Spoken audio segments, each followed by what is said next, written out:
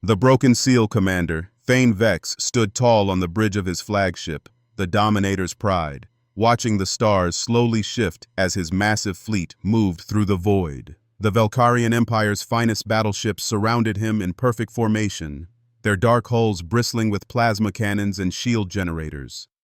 180 warships strong, the Iron Dominion fleet represented the peak of Velkarian military might. The bridge crew worked silently at their stations, their blue-scaled faces showing the calm confidence that came from serving in an unstoppable force. For 3 centuries, the Velkarian Empire had expanded across the galaxy, bringing order to chaotic systems and civilization to primitive worlds. They had never met their match. "Commander," called out Navigator Prime Kess, her voice cutting through the bridge's quiet hum. "We are approaching the anomalous sector. Long-range sensors are picking up the barrier formations." Thane moved to the massive viewing screen that dominated the front of the bridge. What he saw made him pause. Ahead of them, floating in the emptiness of space, were thousands of metal structures arranged in a perfect sphere around a small section of the galaxy. The structures were ancient, their surfaces worn by cosmic radiation and time. Each one pulsed with a faint energy signature that made his sensors struggle to get clear readings. "What do you make of it, Science Officer?" Thane asked, turning to the elderly Velkarian hunched over his instruments. Chief Science Officer Drawl looked up from his displays, his weathered face showing confusion. "Commander, these structures are old, very old. My analysis suggests they have been here for at least 10,000 years. They appear to be warning markers, but the technology used to create them is unlike anything in our databases." Thane studied the barrier more carefully. The structures were not randomly placed. They formed a perfect geometric pattern that seemed to pulse with intelligence. Between them, energy fields created an almost solid wall that would prevent most ships from passing through. "Are there any messages, any attempt at communication?" he asked. "Yes, sir," Communications Officer Yan reported, his young voice tight with uncertainty. "We are receiving thousands of different transmissions from the barrier. They appear to be warning messages in hundreds of different languages. Most are from species we have never encountered." "Put them on screen," Thane ordered. The display filled with text in dozens of alien scripts, but the ship's computers quickly began translating the messages. The same warning appeared over and over again in different languages. "Turn back. Do not enter the silent realm. The guardians sleep, but they remember. Those who wake the dreamer never return unchanged. Warning to all species, the price of knowledge is higher than you can pay. Abandon hope of conquest. Only madness waits beyond." Thane read the messages with growing interest rather than concern. In his 300 years of military service, he had heard similar warnings before. Primitive species often tried to protect their territories with superstitious threats. The Velkarian Empire had learned to ignore such warnings. "Analysis, Science Officer Drawl," he requested. The old scientist adjusted his spectacles and cleared his throat. "Commander, these messages come from at least 47 different species. Some of the languages are so ancient that our computers can barely translate them. The interesting thing is that the warnings all speak of the same thing, this silent realm, and something called the Dreamer." "Superstition," declared Lieutenant Commander Voss from the tactical station. "Sir, I recommend we proceed with the mission. Our orders are clear. Survey the sector, establish contact with any intelligent species, and begin expansion protocols." Thane nodded slowly. The Velkarian High Command had noticed this sector precisely because it was so well hidden. Any species that went to such lengths to protect their territory must have something worth taking: resources, technology, or strategic advantage, something valuable enough to justify the massive barrier system. "What lies beyond the barrier?" he asked. Navigator Kess worked at her station for several minutes before responding.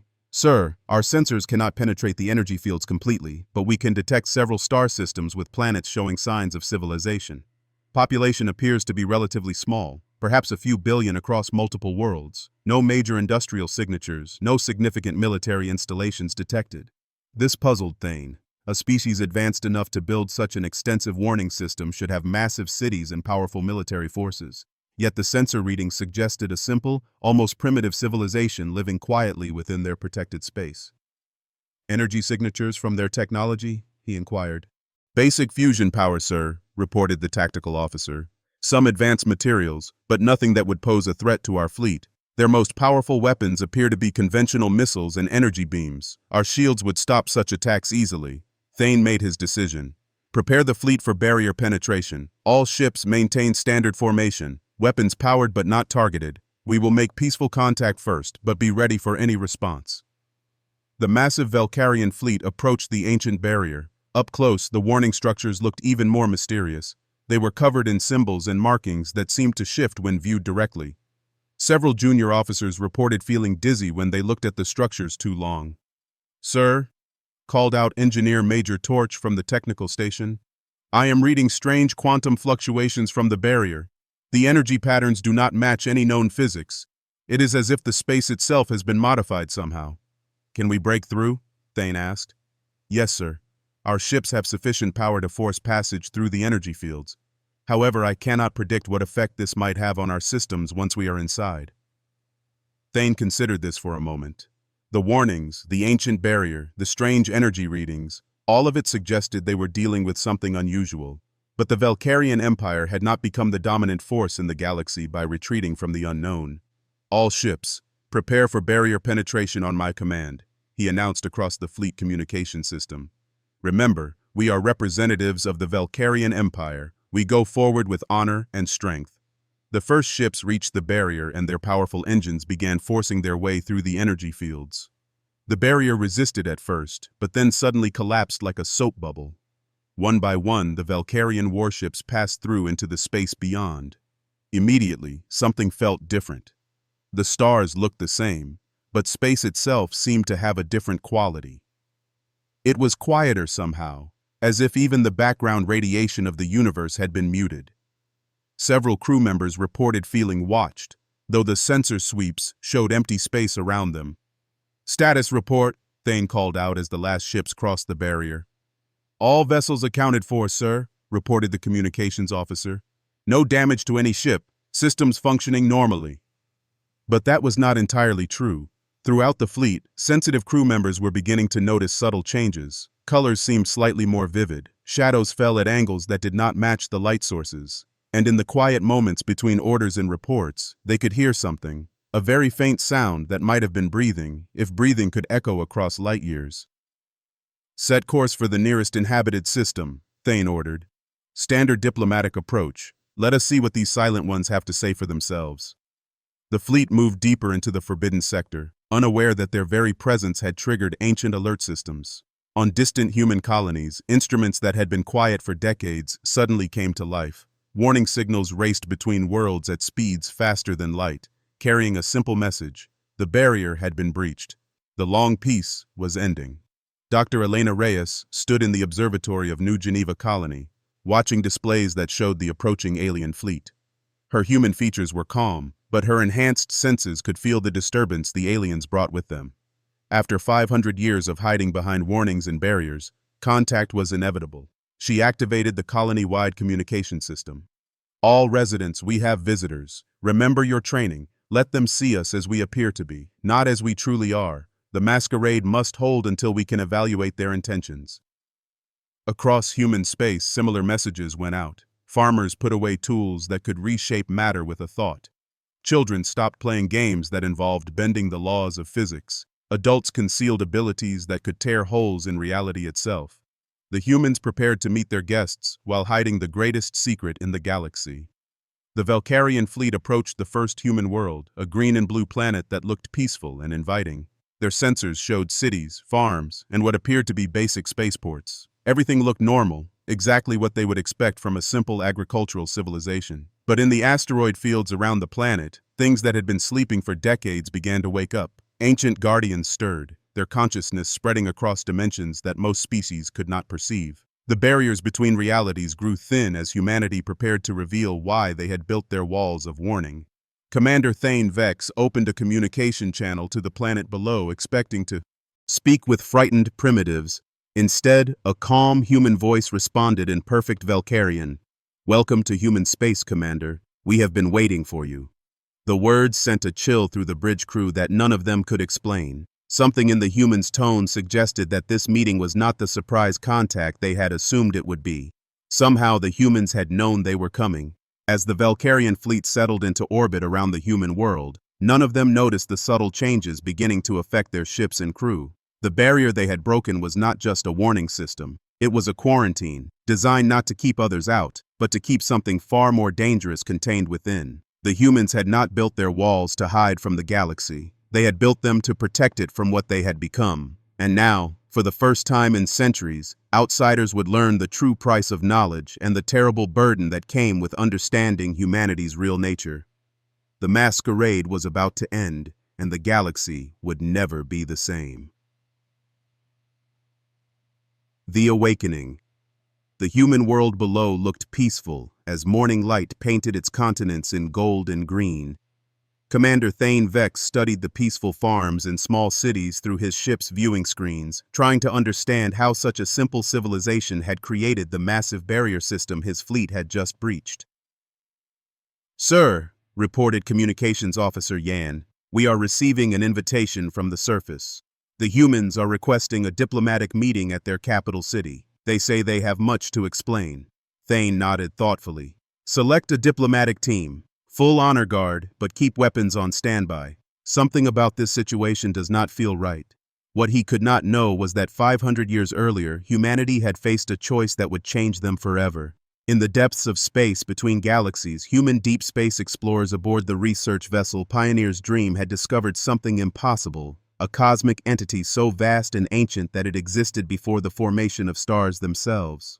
Dr. Sarah Chen, the mission's xenobiologist, had been the first to make contact with what they called the Dreamer. Unlike other species that had encountered such entities and been driven insane or destroyed, humans had done something unprecedented. They had listened. The Dreamer was not evil, merely alien beyond all comprehension. It existed in dimensions that normal matter could barely touch, feeding on the energy of conscious thought and the dreams of entire civilizations. For eons, it had slept peacefully, but the expansion of intelligent life throughout the galaxy was slowly waking it up. When the Dreamer fully awakened, its consciousness would reshape reality itself, turning the physical universe into an extension of its cosmic dreams.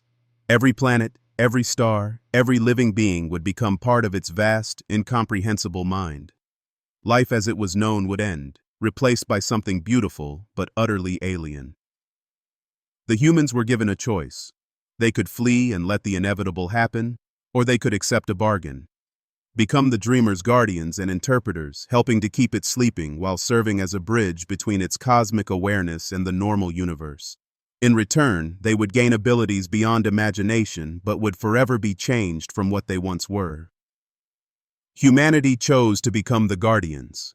The transformation had taken generations.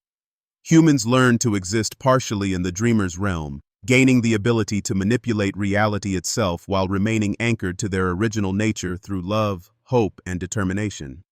They became living barriers between the cosmic entity and the rest of the galaxy, keeping the universe safe through constant vigilance. But the price was eternal isolation. Any species that learned the truth about humanity's nature would begin to change as well, either joining the Guardians or threatening the delicate balance that kept the Dreamer sleeping. So humanity withdrew behind warnings and barriers, protecting the galaxy by accepting exile from it. Now, as Commander Thane's shuttle descended toward the human capital, that long isolation was about to end. The city that greeted the Valkyrian diplomatic team looked normal enough at first glance. Clean streets, comfortable buildings, and humans going about their daily business. But to Thane's trained military eye, something felt wrong. The city was too quiet, too peaceful. Where were the crowds, the traffic, the noise of urban life? Dr. Elena Reyes met them at the landing pad. She appeared to be a middle-aged human woman with kind eyes and graying hair, dressed in simple civilian clothing. Nothing about her suggested the cosmic secrets she carried. "Welcome to New Geneva, Commander Vex," she said with a warm smile. "I am Dr. Reyes, the colony's diplomatic coordinator. I hope your journey was comfortable." Thane studied her carefully. "Dr. Reyes, your people seem remarkably calm about first contact with an alien civilization. Most species show more reaction to such encounters." Elena's smile grew sadder. "Commander, this is not humanity's first contact with alien life. We have been watching your empire's expansion for decades. We know about your military strength, your conquests, your methods. What you do not know is why we have remained hidden until now." She gestured for them to follow her through the city streets. As they walked, Thane's security team began noticing strange details. A construction worker casually lifted a steel beam that should have required heavy machinery. Children playing in a park moved in ways that seemed to defy gravity. Most unsettling of all, every human they passed looked directly at the Valkyrian visitors, as if they had been expecting them. Dr. Reyes, Thane said carefully, our sensors indicate that your technology level is quite basic. Fusion power, conventional materials, simple transportation systems. Yet you built a barrier system that our best scientists cannot fully understand. How is this possible? Elena stopped walking and turned to face him. For a moment, her kind expression revealed depths that suggested vast experience and knowledge. Commander, would you like to see a child's toy?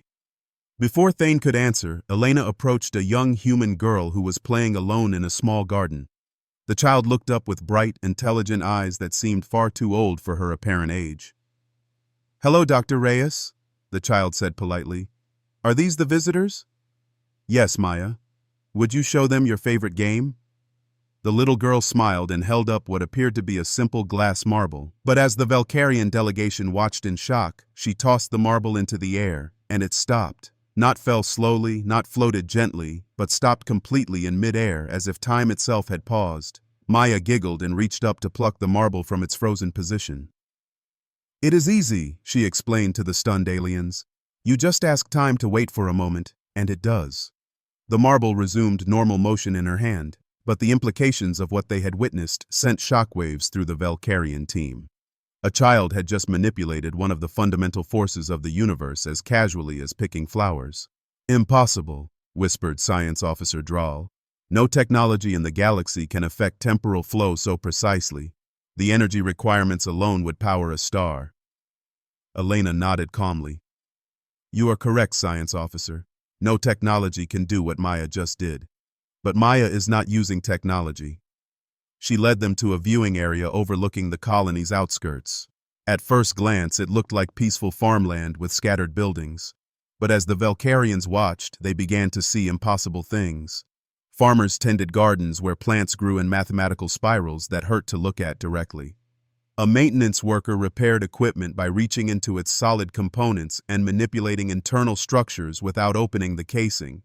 Most disturbing of all, the shadows fell wrong, not matching the sun's position but instead revealing glimpses of other places, other dimensions. What we are about to tell you, Elena said quietly, will change your understanding of everything. 5 centuries ago, humanity made a choice that saved the galaxy but cost us our original nature. We became something more than human, but also something that could never again live as normal beings among other species. She gestured, and the air around them shimmered. Suddenly, the peaceful farmland revealed its true nature. The Valkyrians could see vast structures that existed in multiple dimensions simultaneously. What they had thought were simple buildings were actually sophisticated monitoring stations that tracked disturbances across space and time. We are guardians, Elena explained. We watch over forces that exist between realities, keeping them from destroying the universe you know. Every human colony is a fortress. Every human child learns to manipulate reality itself before they can walk properly. We have become living bridges between normal space and dimensions that most species cannot even perceive. Commander Thane felt his understanding of the universe cracking. You are saying that humanity has transcended normal existence? Not transcended, changed.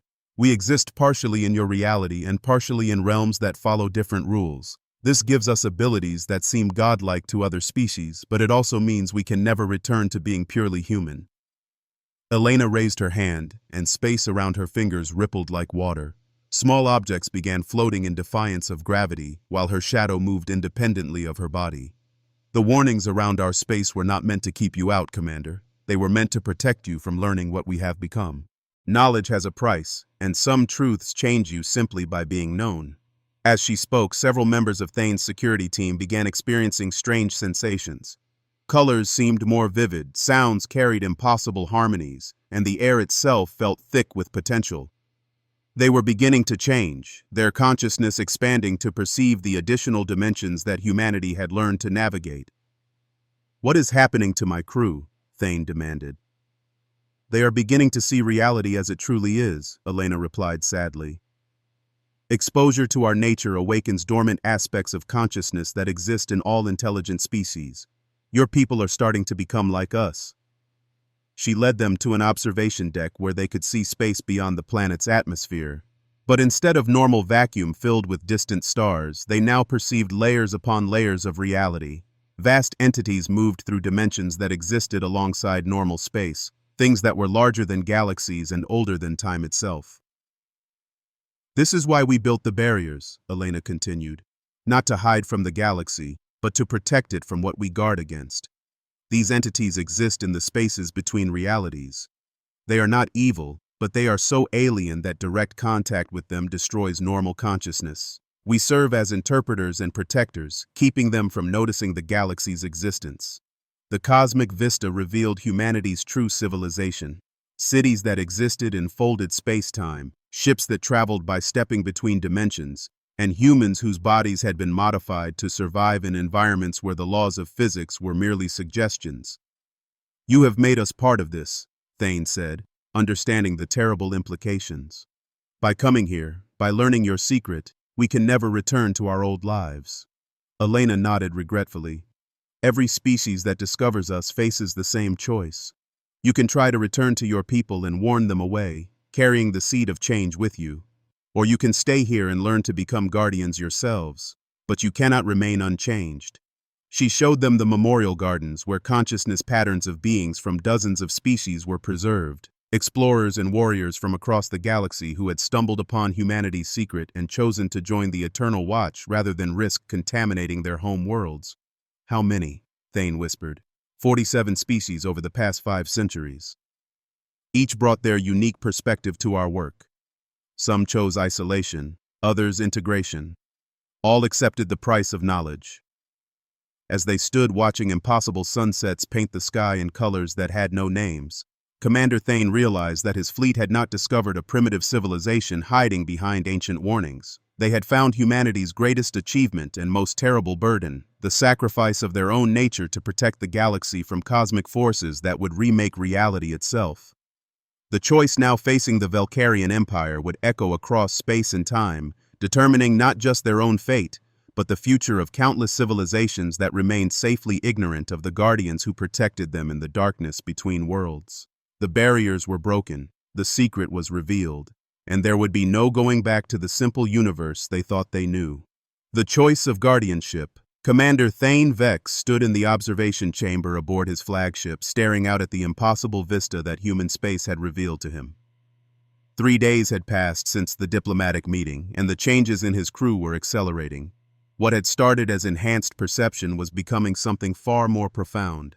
Navigation Officer Kess now saw space-time as a living map that showed not just where things were, but where they had been and where they might go.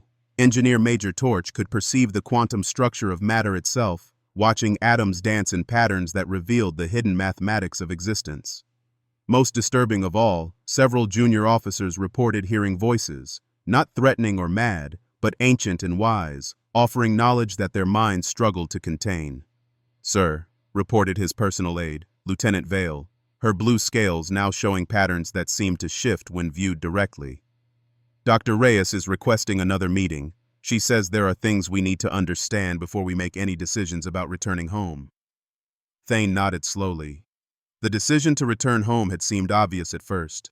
Report back to the Valkyrian High Command, warn them about human capabilities, recommend maintaining the quarantine. But as the changes in his crew progressed, he began to understand that returning might not be as simple as flying back across the barrier. The shuttle ride to the human colony felt different this time. Space itself seemed more alive, responding to their presence in subtle ways. Colors were more vivid, distances felt fluid, and the boundary between thought and reality had grown thin.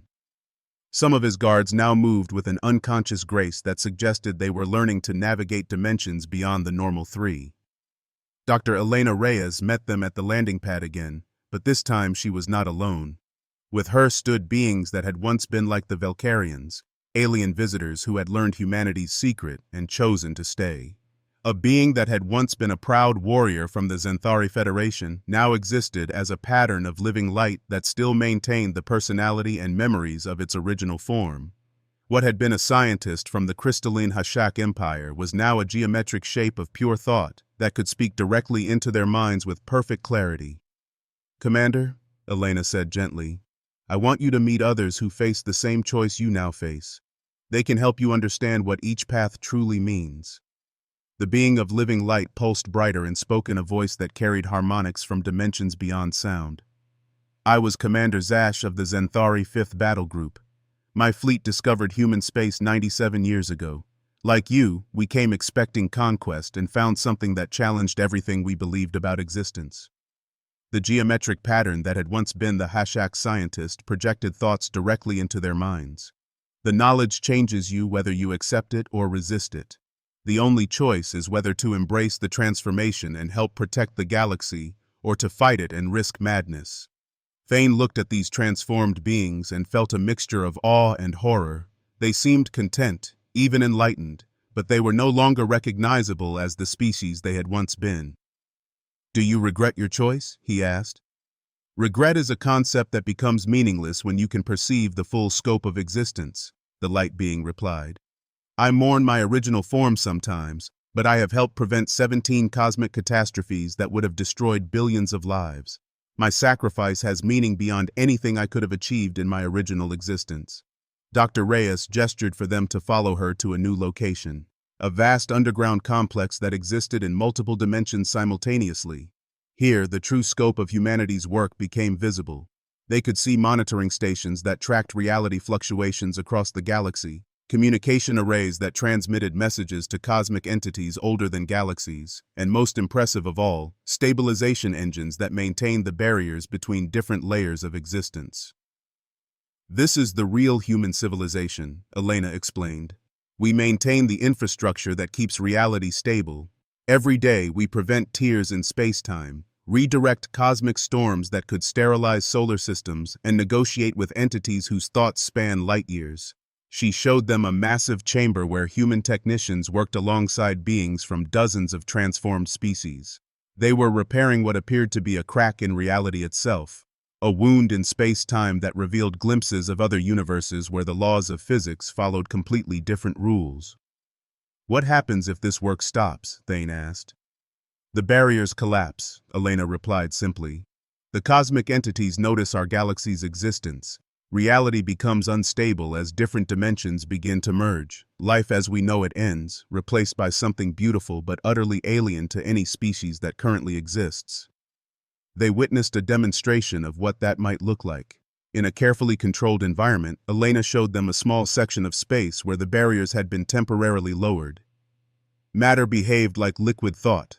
Time flowed backward and forward simultaneously, and consciousness became a physical force that reshaped everything it touched. It was gorgeous and terrifying, a glimpse of what the universe would become if the Guardians failed. "Your crew is already changing," Elena said as they watched reality bend around them. "Look at your hands, Commander." Thane looked down and gasped. His blue scales were developing intricate patterns that seemed to contain mathematical equations.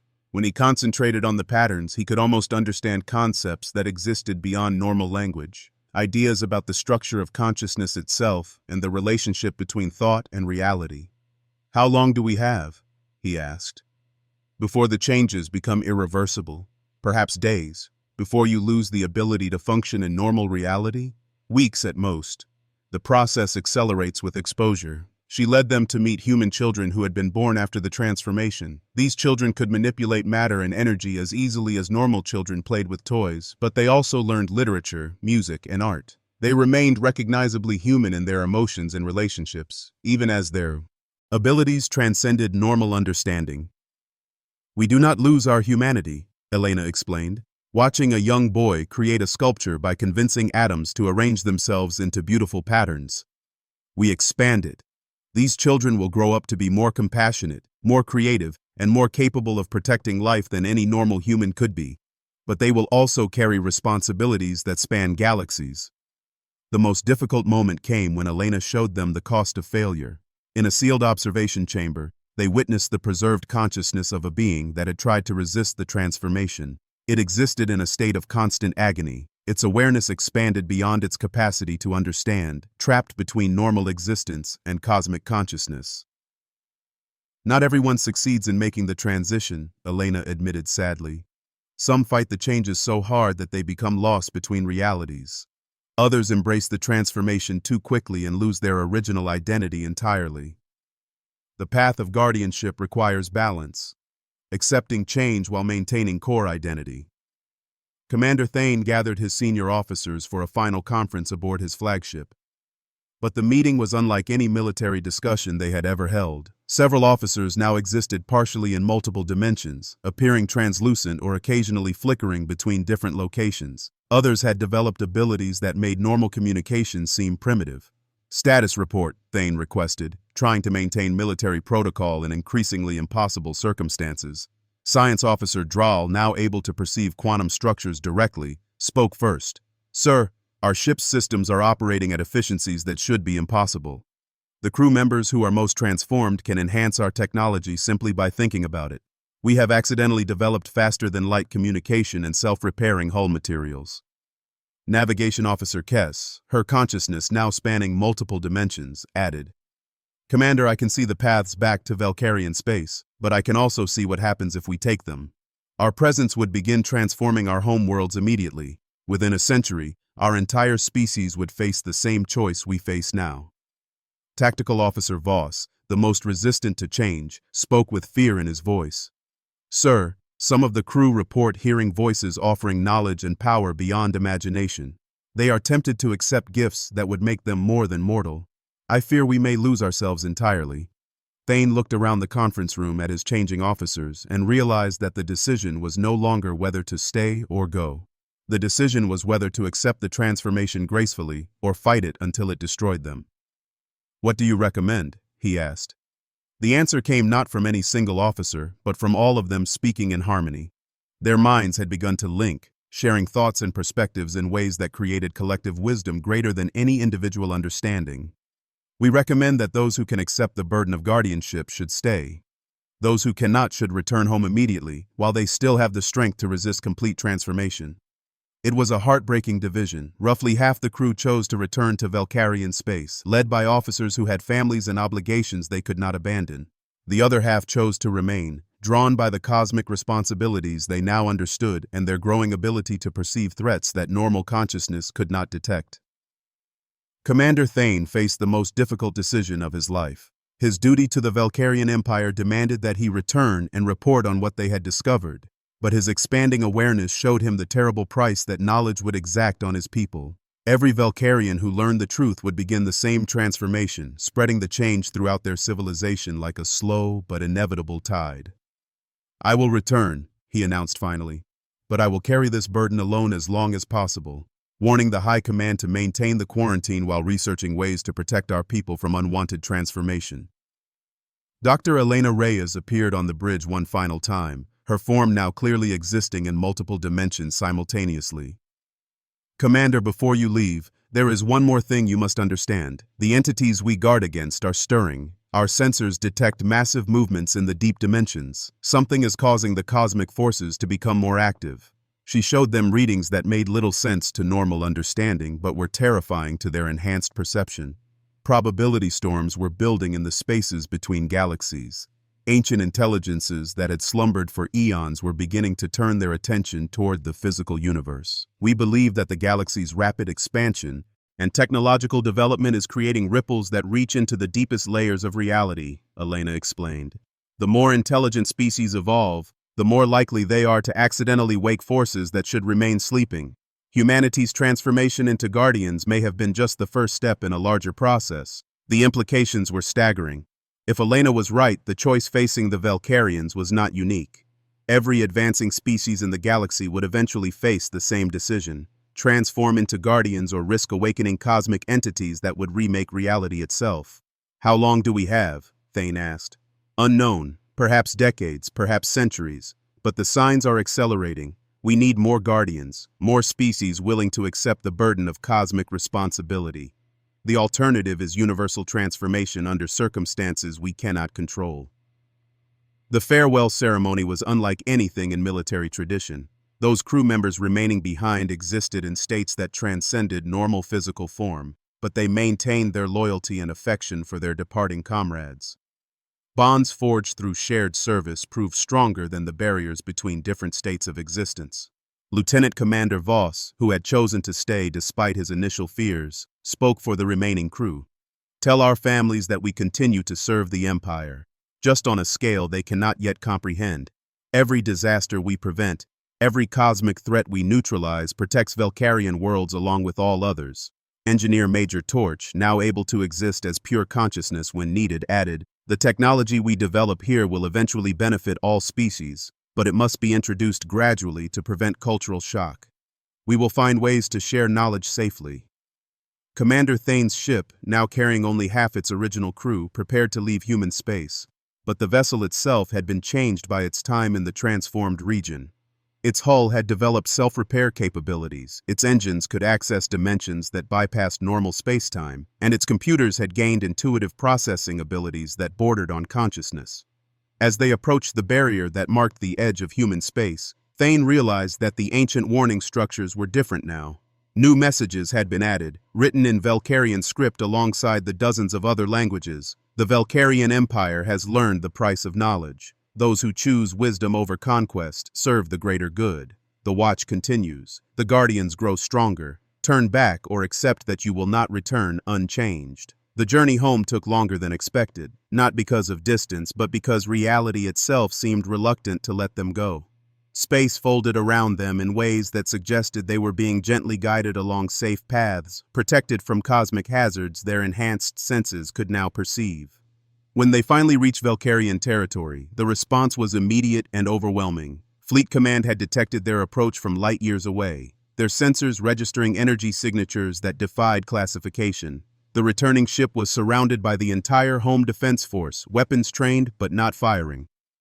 "Commander Vex," came the transmission from Fleet Admiral Korsh, "your fleet was reported destroyed. How is it that a single ship returns with impossible energy readings and crew members who appear to exist in multiple dimensions simultaneously?" The debriefing took weeks. Commander Thane told his story completely, demonstrating the abilities his crew had developed and presenting sensor recordings of human space that challenged every assumption about reality. The reaction from Valkyrian leadership was exactly what Dr. Reyes had predicted. A mixture of fear, fascination, and desperate attempts to weaponize or control the transformation process.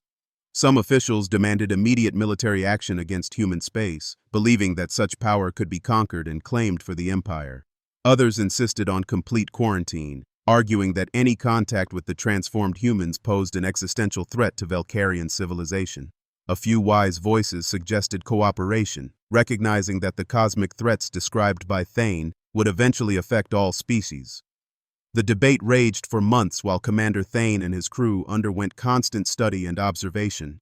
The transformation within them continued to progress, making them increasingly valuable as sources of information and increasingly dangerous as potential contaminators of normal reality.